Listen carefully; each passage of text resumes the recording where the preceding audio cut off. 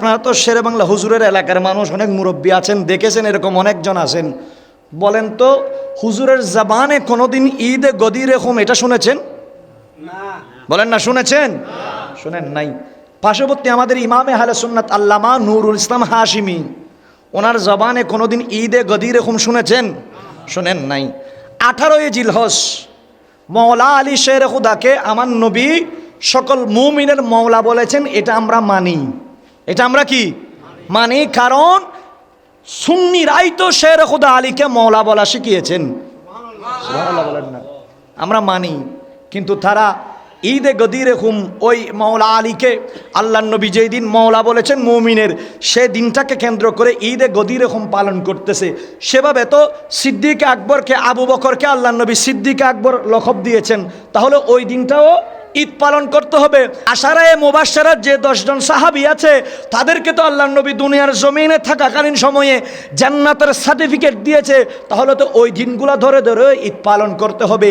আমরা শের খুদা আলীকে মওলা মানি, মওলায়ে কায়নাত মানি, বেলায়তের সম্রাট মানি, বেলায়তের তাজেদার মানি, নবী পাকের এলমের দরজা মানি, কিন্তু আমরা শিয়াদের সেই সাজানো ঈদ আমরা কখনো মানতে পারি না।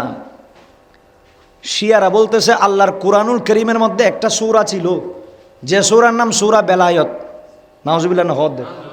আল্লাহর কুরআনুল কারীমের সূরা কয়টা? 114টা। তাদের আকীদা হচ্ছে কুরআনুল কারীমের মধ্যে সূরা আছে 115টা।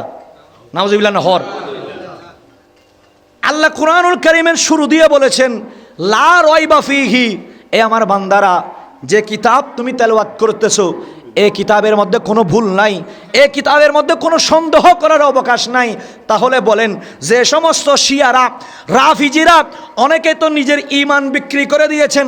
অনেক দেখবেন দরবারের মধ্যে গদি নিয়ে বসে আছে, জীবনে মাদ্রাসায় যায় নাই, লেখাপড়া করে নাই, দেখে দেখে কোরআন শরীফটা পর্যন্ত সহি শুদ্ধভাবে তিলাওয়াত করতে পারে না। তাও এখন বলতেছে আমরা মওলা আলী শের খুদাকে ওই দিন যেহেতু আল্লাহ নবী সকল মুমিনের মওলা বলেছেন, সেজন্য আমরা ঈদ পালন করতেছি।